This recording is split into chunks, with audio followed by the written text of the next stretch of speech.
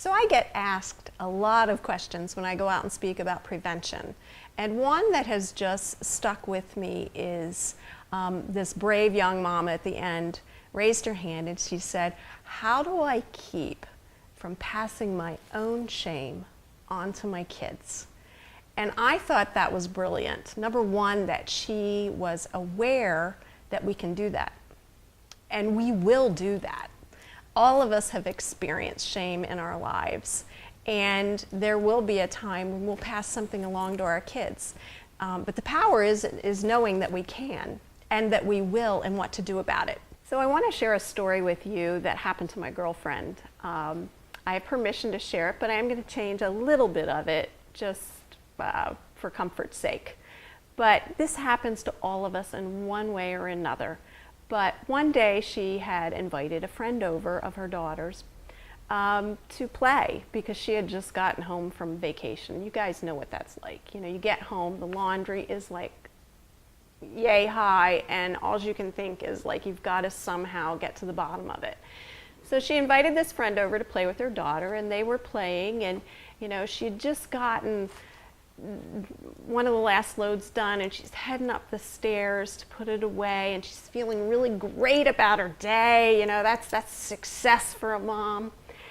And she walks by her daughter's door, and you guessed it, she sees her daughter and the neighbor kid engaging in something where their clothes aren't all on.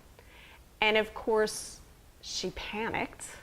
She freaked out, as most of us would, and she yelled, you know, something like, "Get your clothes on," you know, like, and she freaked. And then there was the look on her kid's face, her daughter's face, and the little boy's face.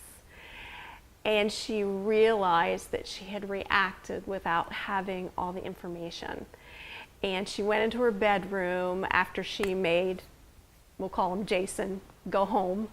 And she called her husband, just sobbing and crying, because the last thing she wanted to do was impart shame on her daughter. That's not something she wanted to give to her child. She had had some stuff in her own past, as I believe we all do. I think we all have shame. We've either tasted it or we've swallowed it, and we're trying to process that as moms and what to do with that. So, you know, back to the story, she called her husband, and she was just weeping, and he said, "Hey, honey, you know, kids play doctor," and she's like, "But you don't understand. I reacted, I yelled, you know, the look on her face, it was terrible." So what is a mom supposed to do if she walks in on something like that? What if Cheryl could have had a do-over? Well, the first thing we have to do when we walk in on things that unsettle us is do the hard thing, and that's not react, but breathe. Oh my goodness, breathe. We never have to handle anything immediately. And it's always good, and it's always okay in any situation that we walk into that's uncomfortable to just take a quick breath. Then we want to check our facial expressions. We want to change this, trade in our masks of horror to a soft face. It's not wrong that our faces are going to express what we think and feel, but then we can grab a hold of it and put on that professional mama face and soften our eyes and change our facial expression. Then we want to attend to the immediate need. You don't want your children standing there in that situation with their clothes off. So you just say, "Hey guys, you know, I want you to pull up your pants or pull down your shirt," or whatever it is. Just take that next step. Then you just separate the kids. It's always good to get two sides of a story so you can get to the bottom of what's really going on. So, you know, in this case, have Jason, you know, go down to the kitchen to have a glass of milk and some cookies while you chat with Emily. And you probably want to start with your kid, because that's your first job, as your own child.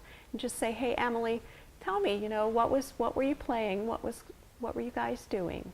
And then listen. And then you don't want to ask leading questions, but ask questions that take you to the next step. "Well, honey, then what happened next? And you're not in trouble here, just help me understand what happened next." And after you've heard the story from Emily and Perhaps you're just certain that it was just a case of two curious kids.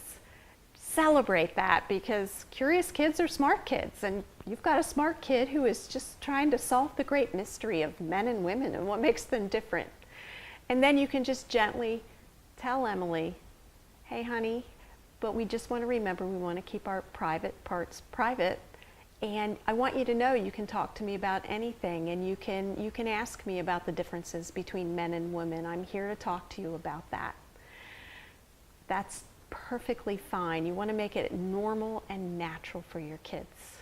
And if perhaps Emily says something that only raises more questions in your head, and you're wondering if perhaps Jason had an experience as a child that he was acting out, or it just doesn't sit right, I want you to breathe again. Just breathe, take time to think, take time to seek wisdom and ask for advice. You never have to solve anything right then and there. I have to remind myself that all the time. Sometimes I think we feel pressure as moms to just solve something instantly, when it's just best to step back at times and think it through and seek wisdom. And if you think that maybe something is going on, you're feeling suspicious, then call one of the hotlines on our website. They're listed there for you to talk with a counselor. At Stop It Now, they're great with dealing with questions and figure it out whether there needs to be more steps. I hope your child's never in that situation, but statistics tell us that 1 in 10 will. And you really want to attend to that if that happens, and look and see what we can do to help our kids. And as my friend's case, she did that. She went back, she sat down with her child, she apologized for her reaction and put a loving, kind face on for her daughter. And then she really made an investment in their future. Because when we can talk to our kids about things that are difficult and uncomfortable, when we can build a bridge toward them to do that, then they can come to us. Because, oh my goodness, it's just the beginning. When you've got little ones, there will be things throughout their whole lives that they need you for. And when we aren't afraid to engage the difficult, when we are willing to look at our own shame and how it impacts our parenting, and be free to have the hard conversations with our kids, we build relationship, and relationship protects. So just wanted to share that with you today. I hope it's helpful in some way. And if you have questions for me, just go to our blog post and make a comment. I'll do my best to answer them, and if I can't, I'll just be honest. It's good to meet with you today. Have a great day. Just, don't hang out in the shame areas of our life. Be free to be all you were created to be, because, oh my goodness, what a gift we can give to our kids when we embrace that freedom and we allow them to have that freedom. Get equipped at riseandshinemovement.org. You can do it. We can help.